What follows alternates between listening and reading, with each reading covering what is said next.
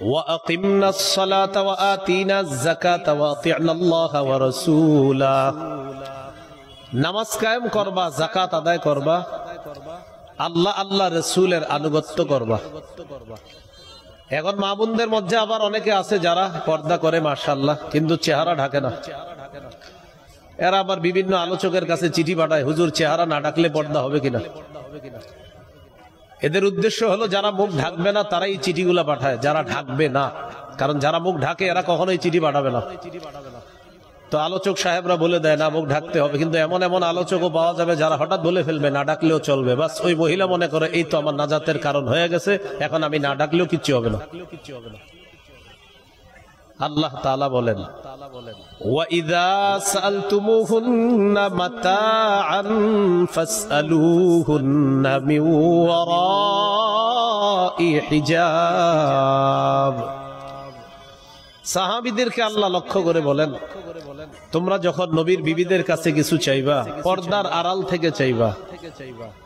এখন আপনাদের কি মনে হয় আম্মা জানরা পর্দার ওপাশে আছে, ওনাদের শরীরটা ওপাশে আর মুখটা এইভাবে বের করে রাখছে এরকম? হ্যাঁ, তাহলে চেহারা পর্দার অন্তর্ভুক্ত। আল্লাহ তাআলা বলেন, যালিকুম আতহারু লিকুলুবিকুম ওয়া কুলুবিহিন্না। তোমরা যারা পুরুষ আছো এটা তোমাদের মনের পবিত্রতা এবং তাদেরও পবিত্রতার কারণ। রাসূলুল্লাহ সাল্লাল্লাহু আলাইহি সাল্লাম ইন্তেকাল করলেন। যেদিন ইন্তেকাল করলেন নবীর দেহ মুবারক আয়েশা সিদ্দিকা রাদিয়াল্লাহু তাআলা আনহার ঘরে পড়া। আবু বকর সিদ্দিক রাদিয়াল্লাহু তাআলা আনহু সম্পর্কে আম্মাজান আয়েশা সিদ্দিকা রাদিয়াল্লাহু তাআলা আনহার পিতা হয়। তো আম্মাজান আয়েশা সিদ্দিকার ঘরে নবীর দেহ মুবারক পড়া। অন্যান্য বিবিরাও আম্মাজান আয়েশা সিদ্দিকার ঘরে আছে। আবু বকর সিদ্দিক রাদিয়াল্লাহু তাআলা আনহু আসছে, বাহির থেকে অনুমতি চাইতেছে, আমি আবু বকর ভিতরে আসবো। তখন ভিতরে নবীর অন্যান্য বিবি যারা তারা পর্দার ওপাশে চলে গেলেন। শুধু আম্মাজান আয়েশা সিদ্দিকা রাদিয়াল্লাহু তাআলা আনহা পর্দার এপাশে রয়ে গেলেন। কেন? কারণ আম্মাজান আয়েশা সিদ্দিকা রাদিয়াল্লাহু তাআলা আনহা সম্পর্কে আবু বকর সিদ্দিকের কন্যা হয়, এই জন্য আম্মাজান পর্দার ওপাশে যায় নাই। অন্যান্য সব বিবিরা পর্দার ওপাশে চলে গেলেন। নবীর ইন্তেকালের দিনও এত পর্দার গুরুত্ব দিলেন সাহাবায়ে কেরাম। আম্মাজানরা পর্দার ওপাশে চলে গেলেন, শুধু আম্মাজান আয়েশা সিদ্দিকা থাকলেন। কেন?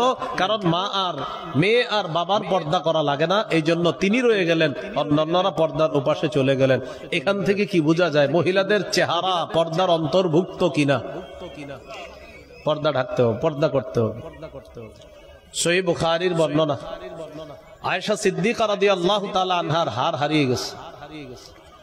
হার তালাশ করতে গেলেন। তিনি যে বাহনের মধ্যে ছিলেন ওই বাহন, তার পালকি বহন করা যে বাহন আছে, ওই পালকিটাকে সাহাবায়ে কেরাম বাহনের উপর উঠাইয়া দিছে। পালকি চলে গেল, বাহনও চলে গেল। আম্মাজান আয়েশা সিদ্দিকা রাদিয়াল্লাহু তাআলা আনহা আসলেন, আসার পর দেখে তার কাফেলাও চলে গেছে, বাহন চলে গেছে, পালকিও চলে গেছে।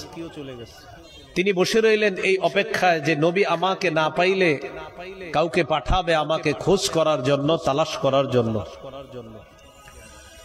ইতিমধ্যে নবীর একজন সাহাবী সফওয়ান রাদিয়াল্লাহু তাআলা তিনি সফরের পিছনে রয়ে গেলেন। তিনি আসলেন, আসার পর দূর থেকে দেখলেন একজন নারী শুয়ে আছে, আম্মাজান ঘুমায়া গেছে, আয়েশা সিদ্দিকা রাদিয়াল্লাহু তাআলা। তিনি আয়েশা সিদ্দিকা রাদিয়াল্লাহু তাআলা আনহার কাছে গেলেন, গিয়ে বললেন, ইন্না লিল্লাহি ওয়া ইন্না ইলাইহি রাজিউন। এতটুকু বললেন। আম্মাজানের ঘুম ভেঙে গেছে। ঘুম ভাঙার সাথে সাথে উনি যখন দেখলেন হযরত সফওয়ান, তিনি বলেন, খাম্মারতু ওয়াজহি বিল জিলবাব। আমি সাথে সাথে আমার চেহারা কাপড় দিয়ে, ওড়না দিয়ে, পর্দা দিয়ে আমার চেহারা আমি ঢেকে ফেললাম। বলেন আম্মাজান চেহারা কেন ঢাকলেন? হ্যাঁ, তাহলে চেহারা পর্দার অন্তর্ভুক্ত কিনা? চেহারা পর্দার অন্তর্ভুক্ত। তো বলছিলাম নারীরাও ইসলাম পালন করবে, পুরুষও ইসলাম পালন করবে। ইসলামের প্রত্যেকটা বিধানের সামনে আত্মসমর্পণ করা, মাথা নত করা, সবগুলা আদেশ নিষেধকে মেনে নেওয়া, এটা হলো আমি ইসলামে পরিপূর্ণ আছি কিনা, এটা আমার প্রথম আলামত। আত্মসমর্পণ করা। 2 নম্বর আলামত, ইখলাসের সাথে সব আমল করা। নাসাইর হাদিস 3140 নম্বর হাদিস। এই হাদিসের মধ্যে আসছে রাসূলুল্লাহ সাল্লাল্লাহু আলাইহি সাল্লামকে একজন জিজ্ঞাসা করলেন, আরাআইতা রাজুলান গাজা ফি সাবিলিল্লাহ ইয়ালতামিসুল আজরা ওয়ায যিকরা ফামা লাহু ইয়া রাসূলুল্লাহ। এক ব্যক্তি রাসূলুল্লাহ সাল্লাল্লাহু আলাইহি সাল্লামকে জিজ্ঞাসা করলেন, হুজুর, এক ব্যক্তি জিহাদ করছে, জিহাদের নিয়ত হলো আল্লাহর কাছ থেকে সওয়াব কামাই করা, আর তাকে মানুষ বড় বাহাদুর বলবে, এই দুই নিয়তে সে জিহাদ করছে। জিহাদের নিয়ত আসেনি সবার? জিহাদের নিয়ত না থাকলে মুনাফিকি মৃত্যু হবে। সহিহ মুসলিমের হাদিস 1910 নম্বর হাদিস 1910 قال رسول الله صلى الله عليه وسلم من مات ولم يغزو ولم يحدث به نفسه مات على شعبة من النفاق। কোন মুসলমান মারা গেল, জিহাদ করলো না অথবা জিহাদের সংকল্প করলো না, সে মুনাফিকি মৃত্যুবরণ করলো, নাউজুবিল্লাহ। তো বলছিলাম, এক ব্যক্তি জিহাদ করছে, তার নিয়ত হলো আল্লাহর কাছ থেকে সওয়াব কামাই করা, মানুষের বাহবা কামাই করা, মানুষ তার প্রশংসা করবে। ফামালাহু ইয়া রাসূলুল্লাহ, হুজুর সে কি পাবে? فقال رسول الله صلى الله عليه وسلم لا شيء له। নবীজি বললেন সে কিছুই পাবে না। আদাহা সালাসা মাররাত, প্রশ্নটা 3 বার করলেন, হুজুর সে কিছুই পাবে না। নবীজি বললেন লা শাইআ লাহু লা শাইআ লাহু লা শাইআ লা, সে কিছুই পাবে না, সে কিছুই পাবে না, সে কোনো নেকি পাবে না। হাদিসের শেষে নবী বলেন, ইন্নাল্লাহা লা ইয়াকবালু মিনাল আমালি ইল্লা মা কানা লাহু খালিসা ওয়াবতুগিয়া বিহি ওয়াজহুহু। রাসূলুল্লাহ সাল্লাল্লাহু আলাইহি সাল্লাম বলেন, আল্লাহ তাআলা ততক্ষণ পর্যন্ত বান্দার আমল কবুল করেন না, যতক্ষণ আমলটা ইখলাসের সাথে আল্লাহর জন্য না করবে, ততক্ষণ এই আমল আল্লাহ তাআলা কবুল করেন না। এগুলো 2 নাম্বার আলামত, ইখলাসের সাথে সব কাজ করা। বলেন তো, ইসলামে পরিপূর্ণভাবে প্রবেশ করেছি কিনা বুঝার জন্য কয় আলামত? 5। 1 নাম্বার আত্মসমর্পণ, আল্লাহর সব আদেশ নিষেধের সামনে একদম মাথা নত করা, সব মেনে নেওয়া। 2 নাম্বার ইখলাস। 3 নাম্বার, এটা একটু বলি, বলেন বিশুদ্ধ আকীদা। কি আকীদা? আরো জোরে বলেন, একদম দিল থেকে সুন্দর করে আওয়াজ দিয়ে বলেন, বলেন আওয়াজ দিয়ে, আকীদায় শিরিক থাকা যাবে না, বেদাত থাকা যাবে না। আবার বলেন, আকীদায় শিরিক থাকা যাবে না, বেদাত থাকা যাবে না। এবার আমার সাথে বলেন, বলেন শিরকি কথা বলবো না, শিরকি কথা শুনবো না, শিরকি কাজ করব না, শিরকি আকীদা রাখবো না। শিরিকের গন্ধ যেখানে হয়, সেটা সাপ্তাহিক হোক, বাৎসরিক হোক, আশেপাশেও যাব না, চেষ্টা করব সেই শিরিক বন্ধ করার জন্য। কি বললাম? শিরিকের গন্ধ যেখান থেকে ছড়ায়, এটা সাপ্তাহিক হোক, বাৎসরিক হোক, এটার আশেপাশে যাওয়া যাবে না, বরং এটা বন্ধ করার চেষ্টা করতে হবে। শিরিক, কি কথা বুঝে আসছে? তাহলে 3 নাম্বার বিশুদ্ধ আকীদা, আকীদায় শিরিক থাকা যাবে না, বেদাত থাকা যাবে না। সূরা লুকমানের 13 নম্বর আয়াতে আল্লাহ তাআলা বলেন, وَإِذْ قَالَ لُقْمَانُ لِابْنِهِ وَهُوَ يَعِظُهُ يَا بُنَيَّ لَا تُشْرِكْ بِاللَّهِ।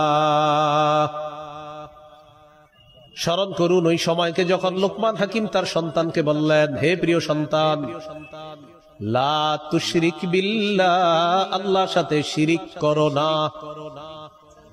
ইন্নাশ শিরকা লাযুলমুন আযীম, নিশ্চয়ই শিরিক মহা জুলুম। বলেন শিরিক কি? মহা জুলুম। তাহলে শিরিক করা যাবে না। সূরা মাঈদার ৭২ নম্বর আয়াতে আল্লাহ বলেন, ইন্নাহু মাইয়ুশরিক বিল্লাহ ফাকাদ হারামাল্লাহু আলাইহিল জান্নাতা ওয়া মাওয়াহুন নার। যে ব্যক্তি শিরিক করে এই অবস্থায় যদি সে মারা যায়, তাকে তার ঠিকানা হলো জাহান্নাম, আর আল্লাহ তার জন্য জান্নাত হারাম করে দেয়। যে ব্যক্তি শিরিক করে মারা যায়, এই ব্যক্তির জন্য আল্লাহ জান্নাত হারাম করে দেন, তার ঠিকানা হলো জাহান্নাম। قال رسول الله صلى الله عليه وسلم أتاني آت من ربي فخيرني بين أن يدخل نصف أمتي الجنة وبين الشفاعة। রাসূলুল্লাহ সাল্লাল্লাহু আলাইহি সাল্লাম বলেন, একজন ফেরেশতা আমার কাছে আসছে, আসার পর আমাকে দুটি বিষয়ের যে কোনো একটি গ্রহণ করার ইচ্ছাধিকার দিয়েছে। আমাকে বললেন, আল্লাহ তাআলা আমাকে পাঠাইছে আপনাকে এটা বলার জন্য, আপনি চাইলে আপনার অর্ধেক উম্মত জান্নাতে নিতে পারবেন, আর চাইলে সুপারিশ করতে পারবেন। আপনি কোনটা গ্রহণ করবেন? দুটা পারবেন না, যে কোনো একটা। নবীজি সাল্লাল্লাহু আলাইহি সাল্লাম বললেন, ইখতারতুশ শাফাআ, আমি সুপারিশ করাটা গ্রহণ করে নিলাম। এখন আমাদের মাঝে অনেক অবুঝ মানুষ মনে করে কি জানেন, যে আমি নামাজ রোজা না করলেও নবীর সুপারিশ পাবো, নবীর প্রেম আছে ভিতরে, এরকম মনে করে অনেক।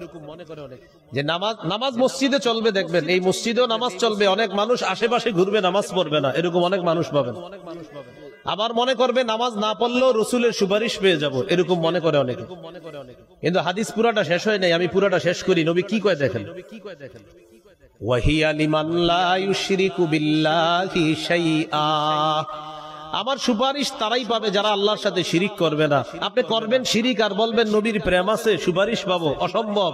শিরিক করবেন আর নবীর সুপারিশ পাবেন, কশিন কালেও এই আশা করা যাবে না নবীর সুপারিশ পাওয়া যাবে না। তাহলে সুপারিশ পাওয়ার শর্ত শিরকি কাজ করা যাবে না, এটা শর্ত। আবার অনেকের পাবেন যারা বলে নামাজ রোজা না করলেও নবীর প্রেম আছে। এই ব্যাপারে একটা হাদিস শুনেন, সহিহ মুসলিমের বর্ণনা। এক সাহাবী রাসূল সাল্লাল্লাহু আলাইহি সাল্লামের খেদমত করছে। তো খেদমত করার পর নবীজি সাহাবীকে বললেন, তুমি আমার কাছে কিছু চাও, এখন যেই পুরস্কারটা চাইবা আমি তোমাকে সেটাই দিব। সাহাবী বুদ্ধি করে বললেন, ইন্নী আসআলুকা মুরাফাকাতাকা ফিল জান্নাতি ইয়া রাসূলুল্লাহ, হুজুর আমি জান্নাতে আপনার সাথী হতে চাই। নবীজি বললেন, আও গায়রা যালিকা, তুমি আর কিছুই চাও না? সাহাবী বললেন, না আমি আর কিছুই চাই না, আমি জান্নাতে আপনার সাথী হতে চাই, এটা আমার চাওয়া। নবীজি তাকে বললেন, আইন্নি আলা নাফসিকা বিকাসরাতিস সুজুদ, তাহলে আজকে থেকে বেশি বেশি সিজদা করবা, নামাজ পড়বা, বেশি বেশি রুকু করবা, যত বেশি নামাজ আদায় করবা জান্নাতে আমার তত কাছাকাছি থাকতে পারবা। কি শিখলাম? নামাজ ছেড়ে নবী প্রেম না নামাজ ধরে নবী প্রেম? নামাজ ধরে নবী প্রেম। নবী বলছে নামাজ পড়বা, আমার কাছাকাছি থাকতে পারবা। আল্লাহ কথাগুলা বুঝার তৌফিক দান করেন। তাহলে কি শিখতেছিলাম? শিরিক করা যাবে না। সহিহ বুখারীর বর্ণনা 1237 নম্বর হাদিস, 1237। জিবরিল আমিন রাসূল সাল্লাল্লাহু আলাইহি সাল্লামের কাছে আসার পর বললেন, বাশশির উম্মাতাকা আন্নাহু মান মাতা মিন উম্মাতিকা লা ইউশরিকু বিল্লাহি শাইআ। নবী আপনার উম্মতকে আপনি সুসংবাদ দেন, আপনার উম্মতের মধ্যে যে শিরিক করা ছাড়া মারা যাবে তাকে জান্নাতের সুসংবাদ দেন। এবার আমার সাথে একটু বলেন আমরা আল্লাহর ওলিদের বিরুদ্ধে না, আল্লাহর ওলির কবরের বিরুদ্ধে না। আবার বলেন, আমরা কোন আল্লাহর ওলির বিরুদ্ধে না, আল্লাহর ওলির কবরের বিরুদ্ধে না। তবে আল্লাহর ওলির কবর কেন্দ্র করে যদি শিরিক হয়, গাঞ্জার আসর হয়, মেলা বসানো হয়, বেদাত হয়, সেই শিরিকের বিরুদ্ধে, সেই গাজার বিরুদ্ধে, সেই মেলার বিরুদ্ধে, সেই বেদাতের বিরুদ্ধে আগেও ছিলাম, এখনো আছি, মৃত্যু পর্যন্ত এই কুসংস্কারের বিরুদ্ধে আমাদের অবস্থান আরো কঠোর হবে। তাহলে বিষয়টা বুঝতে হবে, আমরা কি আল্লাহর ওলির দুশমন? আমরা কি আল্লাহর ওলির কবরের দুশমন? আমাদের এই বয়ানের পরে এক শ্রেণীর মানুষ মিছিল করে, আল্লাহর ওলির দুশমনেরা হুঁশিয়ার সাবধান। সঠিক হলো না স্লোগানটা। স্লোগানটা এমন হলে ঠিক আছে, গাঞ্জাখোরদের দুশমনেরা হুঁশিয়ার সাবধান, শিরিকের দুশমনেরা হুঁশিয়ার সাবধান, এটা হলে ঠিক আছে। স্লোগান ঠিক করতে হবে। কি বলেন আপনারা? গাজা এটা হারাম জিনিস না? তো শিরিক হারাম না? তো আমরা কি শিরিকের পক্ষে না বিপক্ষে? আল্লাহর ওলিরা পৃথিবীতে আসছে শিরিক খতম করার জন্য। অতএব আল্লাহর ওলির কবরকে কেন্দ্র করে যদি শিরিক হয়, সেই শিরিকের বিরুদ্ধে সব মুসলমান এক জোটে কাজ করতে হবে, মনে রাখতে হবে। আল্লাহ আমাদেরকে বুঝার তৌফিক দান করুন। তো কি বললাম, আমরা আল্লাহর ওলির কবরের বিরুদ্ধে না, আমরা আল্লাহর ওলিরও বিরুদ্ধে না, বাকি আমরা শিরিকের বিরুদ্ধে। এই জন্য এই বিষয়গুলা খুব সতর্কতার সাথে বুঝতে হবে। রাসূল সাল্লাল্লাহু আলাইহি সাল্লাম ইন্তেকালের 5 দিন আগের হাদিস, বলেন তো এই হাদিসের গুরুত্ব কম না অনেক বেশি? ইন্তেকালের মাত্র 5 দিন আগে সহিহ মুসলিমের বর্ণনা, মাদ্রাসা পাঠ্যপুস্তক অনুসারে 532 নম্বর হাদিস, আর আপনাদের পকেটের উস্তাদ অনুযায়ী 1175 নম্বর হাদিস। এই হাদিসের মধ্যে আছে জুনদুব রাদিয়াল্লাহু তাআলা আনহুর বর্ণনা। তিনি বলেন, সামিআতুন নবিয়্য সাল্লাল্লাহু আলাইহি ওয়াসাল্লাম ক্বাবলা আন ইয়ামুতা বিখামসিন ওয়া হুয়া ইয়াকুল, আমি আল্লাহর নবীর ইন্তেকালের 5 দিন আগে আমি বলতে শুনলাম, নবীজি বলেন, আলা ওয়া ইন্না মান কানা ক্বাবলাকুম ইত্তাখাযু কুবুর আমবিয়াইহিম ওয়া সালিহিহিম মাসাজিদা, শোনো তোমরা তোমাদের পূর্ববর্তী জাতি তাদের নবীদের ওলিদের কবরকে সেজদার স্থান বানিয়েছে। এটা নবী বলতেছে। নবীজি বলেন, শোনো তোমরা তোমাদের পূর্ববর্তী জাতি নবীদের ওলিদের কবরকে সেজদার স্থান বানিয়েছে। আলা ফালা তাত্তাখিজুল কুবুর মাসাজিদা, তোমরা কিন্তু কবরকে সেজদার স্থান বানাবা না। আনহাকুম আন যালিকা, আমি নবী নিষেধ করে যাচ্ছি। বলেন তো কবরকে সেজদার স্থান বানানো যাবে না, নবী ইন্তেকালের কয়দিন আগে নিষেধ করছে। তাহলে কি বললেন, তোমাদের পূর্ববর্তী জাতি তাদের নবীদের কবরকে ওলিদের কবরকে সেজদার স্থান বানিয়েছে, সাবধান তোমরা কবরকে সেজদার স্থান বানাবা না। এক সাহাবী সফর করে আসছে, আসার পরে নবীজিকে বলতেছে, ওয়া ফাকতুহুম ইয়াসজুদুনা লিমারজুবানিন লাহুম, হুজুর অমুক এলাকায় গিয়েছে, যাওয়ার পর দেখি তারা তাদের নেতাকে সেজদা দেয়। কাকে? নেতাকে। তো নবীজি বললেন, এখন তুমি কি বলতে চাও? হুজুর আমি সাহাবীদেরকে নিয়ে আসছি, আমার দলবল নিয়ে আসছি, আপনারে সেজদা দিব। নাউজুবিল্লাহ পড়েন। কেন? আপনার চেয়ে বড় নেতা তো দুনিয়াতে নাই, ওই নেতারে যদি মানুষ সেজদা দিতে পারে তাহলে সেজদা পাওয়ার যোগ্য বেশি আপনি। যুক্তি ঠিক ছিল, কারণ আমাদের নবীর চেয়ে শ্রেষ্ঠ নেতা আসে নাই, আসবেও না। নবীজি বললেন, সাবধান সাবধান, আরাআইতা লাউ মাররতা বিকবরি আকুনতা তাসজুদু লা, আচ্ছা আমি ইন্তেকালের পর আমার কবরের সামনে দিয়ে যখন অতিক্রম করবা, আমার কবর কি সেজদা করবা? নবীজি বলতেছিলেন। এই কথা বলার পর বললেন, আমি যে দুনিয়াতে আছি আমাকে যেমনি ভাবে সেজদা করবা না, এটা হারাম। আমি ইন্তেকালের পর আমার কবরের সামনেও সেজদা করবা না, আমার কবরকে সেজদা করবা না। আমার নবীর চেয়ে শ্রেষ্ঠ নবী, শ্রেষ্ঠ রাসূল, শ্রেষ্ঠ ওলি, শ্রেষ্ঠ পীর, শ্রেষ্ঠ শায়েখ, আল্লামা, মুফতি, মুহাদ্দিস দুনিয়াতে আসে নাই, আসবেও না। দুনিয়ার মানুষের যত ভালো গুণ সব আমার নবীর আছে। এই নবীকে সেজদা দেওয়া হারাম, তাকে সেজদা দেওয়া শিরিক, তার কবরকে সেজদা দেওয়া শিরিক, তার কবরকে সেজদা দেওয়া হারাম। অতএব দুনিয়ার অন্য কোন আল্লাহর ওলি, পীর, মাশায়েখ, গাউস, কুতুব, পীর, আল্লামা, শাইখুল হাদিসের কবরকে সেজদা দেওয়া কোটিবার হারাম। এটা হারামই থাকবে। বুঝা ঠিক না? না বুঝা দলিলের আলোকে না দলিল ছাড়া? হ্যাঁ, এটা বুঝবেন। আল্লাহ আমাদেরকে এই কথাগুলা মনে রাখার তৌফিক দান করে। তাহলে কবর কেন্দ্রিক সেজদা নিষেধ ইন্তেকালের কয়দিন আগে বলছে। এবার ইন্তেকালের দিনের একটা হাদিস শোনেন, তাহলে এটার গুরুত্ব আরো বেশি। ইন্তেকালের দিনের সহিহ বুখারী 435 435 নম্বর হাদিস।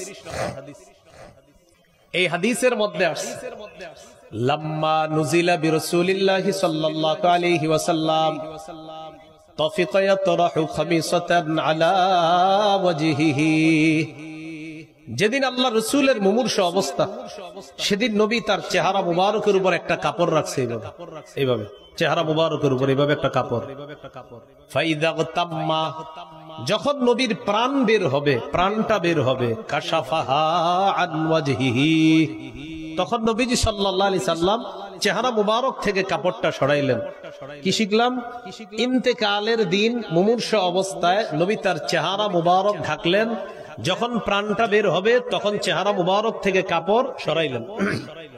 সরানোর পর বললেন, লানাতুল্লাহি আলাল ইয়াহুদি ওয়ান নাসারা, ইহুদিদের উপর আল্লাহর অভিশাপ, খ্রিস্টানদের উপর আল্লাহর অভিশাপ। ইত্তাখাযু কুবুর আমবিয়াইহিম মাসাজিদা, ইহুদি খ্রিস্টানরা তাদের নবীদের কবরকে সেজদার স্থান বানিয়েছে। ইউহাদ্দিরু মা সানাউ, আমাদের নবী সতর্ক করে দিচ্ছে, সাবধান উম্মত, আমি ইন্তেকালের পর আমার কবরকে সেজদার স্থান বানিও না। অতীতে ইহুদিরা নবীর কবরকে সেজদার স্থান বানিয়েছে, খ্রিস্টানরা নবীর কবরকে সেজদার স্থান বানিয়েছে, তোমরা কিন্তু কবরকে সেজদার স্থান বানাবা না।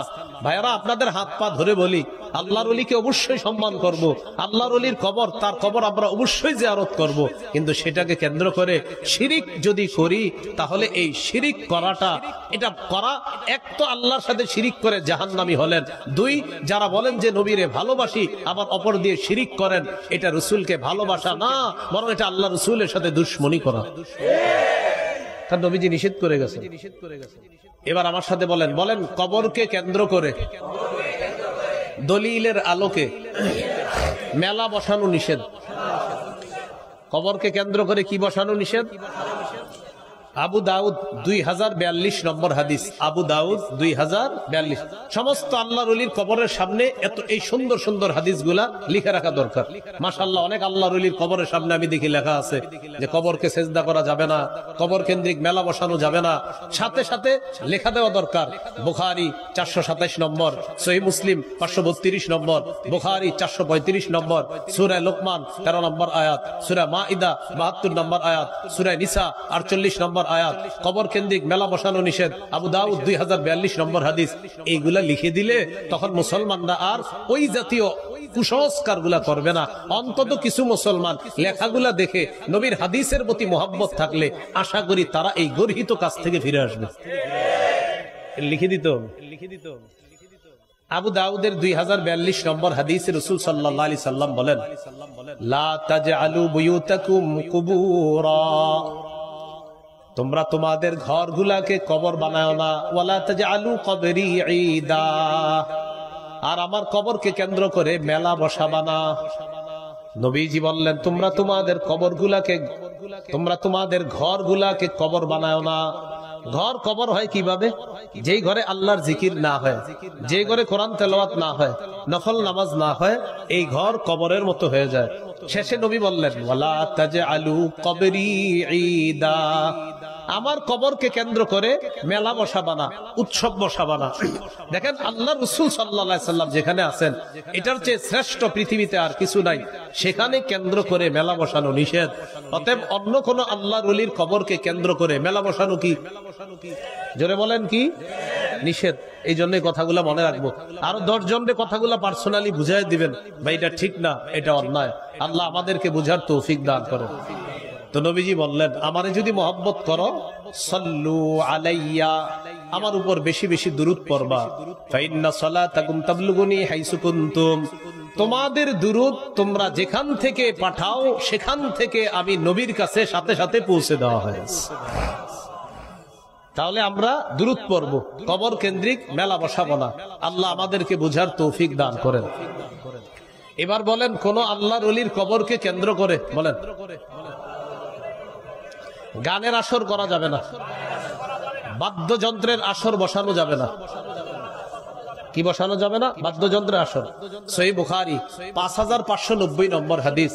মাঝে মাঝে দেখবেন এরকম স্টেজে এক পাশে একদল বসে, এই পাশে আরেক দল বসবে, বসার পরে উনি একটা গান কয়, বইলা বলে এটা বুখারীতে আছে, আর উনি আবার বলে এটা মুসলিমে আছে, মানে হুদাই মেরে দিল আর কি, এটা বুখারীতে আছে, এটা মুসলিমে আছে। আবার বলতে বলতে বলে কি, গান যে হারাম, এটা মৌলবীরা কোথায় পেয়েছে? এই যে আমি দেখেন কোথায় পেয়েছি বলতেছি, মৌলবীরা কোথায় পেয়েছে না, এই যে বলতেছি। সহিহ বুখারী 5590 নম্বর হাদিস। আবার সংসদে দাঁড়ায় বলে যে বুখারী, মুসলিম, নাসাই, আবু দাউদ, ইবনে মাজাহ, মেশকাত, সিয়াসিত্তার সব পড়ে ফেলছি, কোথাও পাই নাই গান হারাম। তো বুখারী 5590 নম্বর হাদিসটা এটা কোথায়? হ্যাঁ, তো নবীজি সাল্লাল্লাহু আলাইহি সাল্লাম বলেন, লা ইয়াকুনান্না মিন উম্মতি আকওয়াম ইস্তাহিল্লুনা আল হিররা ওয়াল হারিরা ওয়াল খামরা ওয়াল মাআজিফা।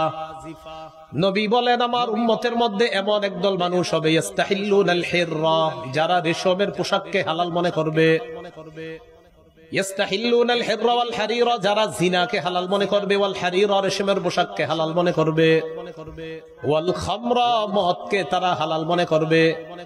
মদ দ্বারা উদ্দেশ্য যত মাদক দ্রব্য, ইয়াবা, বাবা, গাঁজা, হিরোইন, ফেন্সিডিল, আফিম, কানাডাডাই, মাস্তুদ, শেভবেন, ডাল ইত্যাদি, চিপায় চুপায় এখানে সেখানে সব মাদকের অন্তর্ভুক্ত।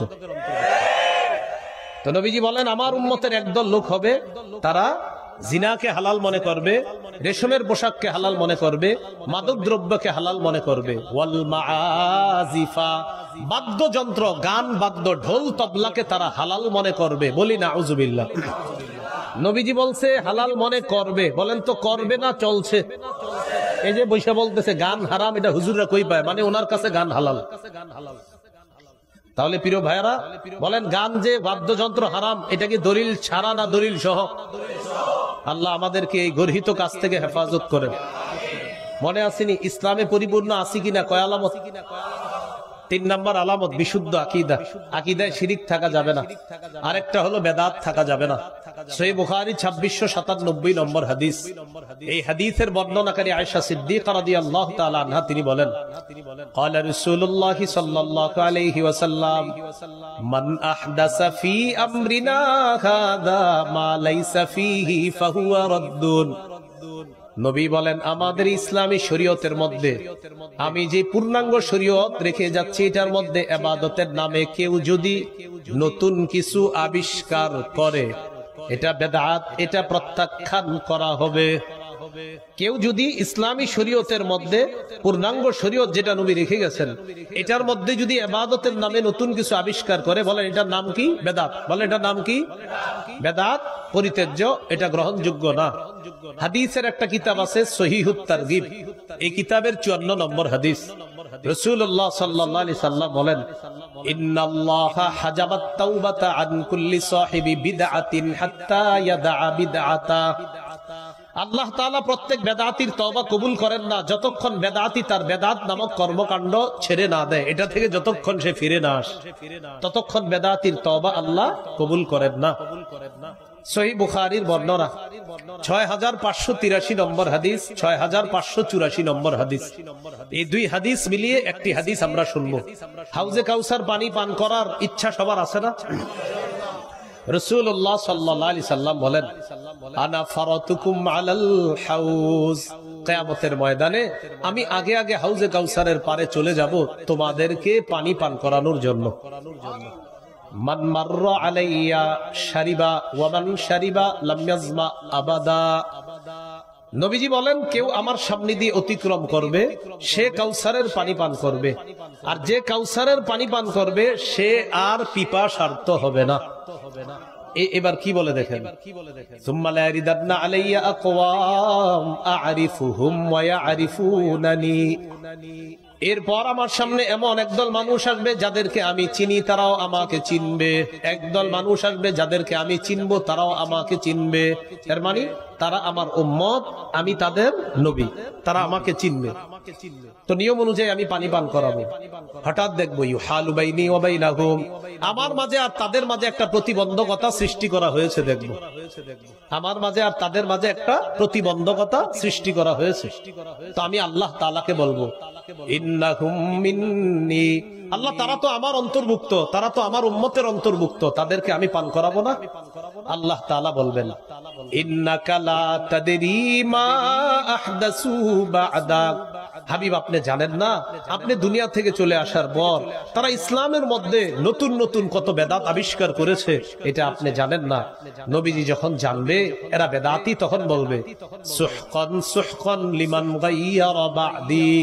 আমি চলে আসার পর আমার পূর্ণাঙ্গ রেখে আসা ইসলামকে, ইসলামী শরীয়তের মধ্যে যে নতুন কিছু আবিষ্কার করছে, এটাকে যে পরিবর্তন করে দিয়েছে, দূর হও আমার সামনে থেকে, দূর হও, চেহারাটাও দেখতে চাই না।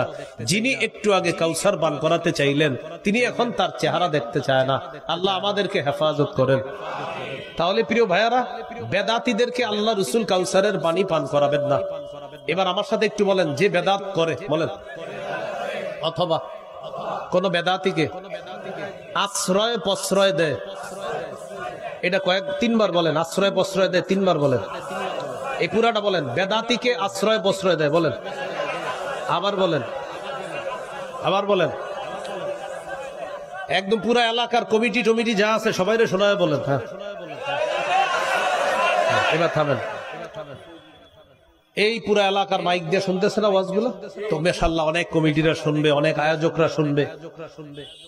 কোন আয়োজক, কোন কমিটি যদি কোনো বেদাতিকে আশ্রয় দেয়, নিজে বেদাত করলো অথবা কোনো বেদাতিকে আশ্রয় দিল, তার উপর আল্লাহর অভিশাপ, ফেরেশতাদের অভিশাপ, সকল মানুষের অভিশাপ।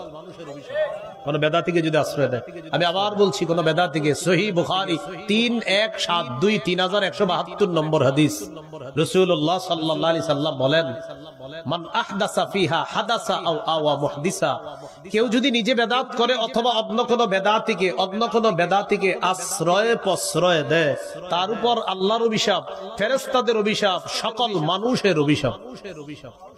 আল্লাহ আমাদেরকে হেফাজত করেন। তাহলে ইসলামে পরিপূর্ণ আছি কিনা কয় আলামত। 3 নাম্বারটা হলো বিশুদ্ধ আকীদা, আকীদায় শিরিক থাকা যাবে না, বেদাত থাকা যাবে না। 4 নাম্বার উত্তম চরিত্র। আপনি মাশাআল্লাহ আমাদের সামনে সুফি বুজুর্গ, কিন্তু ঘরে আপনার চরিত্র একদম খারাপ, আপনার বিবি আপনারা দেখতে পারে না, এরকম হলে কিন্তু চলবে না। আপনার চরিত্র সুন্দর হতে হবে। রাসূলুল্লাহ সাল্লাল্লাহু আলাইহি সাল্লাম বলেন, খায়রুকুম খায়রুকুম লিআহলিহি ওয়া আনা খায়রুকুম লিআহলি, তোমাদের মধ্যে সর্বোত্তম ওই ব্যক্তি যে তার বিবির কাছে উত্তম। আর শোনো, আমি এই পৃথিবীর মাঝে আমার বিবিদের কাছে সবচাইতে শ্রেষ্ঠ উত্তম চরিত্রের অধিকারী।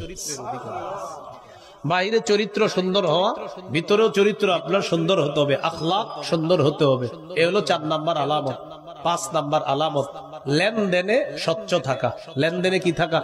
স্বচ্ছ থাকা। আগামী শুক্রবারে টাকা দেওয়ার কথা, একজনের টাকা পায় আপনার কাছে, আর আগামী শুক্রবার আসে না, এরকম যেন না হয়। সূরা মাইদার 1 নম্বর আয়াতে আল্লাহ তাআলা বলেন, ইয়া আইয়ুহাল্লাযীনা আমানু আউফু বিল উকুদ, হে ঈমানদারগণ, তোমরা লেনদেন সঠিকভাবে পুরা করো, চুক্তিগুলা সঠিকভাবে সম্পাদন করো, চুক্তি সঠিকভাবে আদায় করো। সূরা বনী ইসরাঈলে আল্লাহ বলেছেন, আউফু বিল আহদ, মানুষের সাথে যে অঙ্গীকার করো, আপনার টাকাটা ওই তারিখে দিব, আউফু, তোমরা অঙ্গীকার পুরা করো, আউফু পুরা করো, বিল আহদি, অঙ্গীকার পুরা করো, লেনদেনে স্বচ্ছ থাকা। তাহলে সূরা বাকারা 208 নম্বর আয়াতে আল্লাহ তাআলা বললেন, তোমরা ইসলামে পরিপূর্ণ প্রবেশ করো। বলেন তো পরিপূর্ণ প্রবেশ করেছি কিনা? কয় আলামত? 5 আলামত। 1 নাম্বার আত্মসমর্পণ করা, আল্লাহর সব আদেশ নিষেধগুলা মেনে নেওয়া। 2 নাম্বার ইখলাস। 3 নাম্বার বিশুদ্ধ আকীদা। 4 নাম্বার উত্তম চরিত্র। 5 নাম্বার লেনদেনে স্বচ্ছ থাকা। আল্লাহ তাআলা আমাদের সকলকে যে কথাগুলা শুনলাম বললাম বুঝে শুনে কেউ আপনারা শত্রুতা হিসাবে নেবেন না, বরং কোরআন হাদিস এটা সামনে রাখবেন যে আরিফ নামে একজন বলে গেল, তোর সেতে কি, আসলে আমি কিছু না, কিন্তু আমি কোরআন বলছি, আমি আল্লাহর কথা বলছি, আমি রাসূলের কথা বলছি। এই কথাটা মাথায় নিবেন যে সে বলুক, তাকে আমরা কোনো গণায় ধরি না, আমাকে গণায় ধরা লাগবে না, কিন্তু আল্লাহ কোরআনের আয়াতগুলো আমি যে দলিল দিয়ে বললাম এগুলো আপনি সামনে রাখেন, হাদিসগুলা সামনে রাখেন। রাখার পর শিরিক কুফর বেদাত থেকে বেঁচে আমাদের জীবনটা সুন্দর করার তৌফিক দান করেন। আল্লাহ তাআলা আমাদেরকে কবুল করে নেন। আমিন। ওয়া আখিরু দাওয়ানা আলহামদুলিল্লাহি রাব্বিল আলামিন। বেদাত শিরিক সম্পর্কে আমার একটা সংকলন আছে, মিম্বরের আমানত। এই সংকলনটা যদি কেউ পারেন সংগ্রহ করে নেবেন। 2য় খণ্ডে বেদাত শিরিক সম্পর্কে লম্বা আলোচনা আছে। 6 খণ্ডের সংকলন। কোন লাইব্রেরিওয়ালাদেরকে বললে ইনশাআল্লাহ সংগ্রহ করে দিবেন। মিম্বরের আমানত আপনারা যদি পারেন সংগ্রহ করে নেবেন। আসসালামু আলাইকুম ওয়া রাহমাতুল্লাহি ওয়া বারাকাতুহু।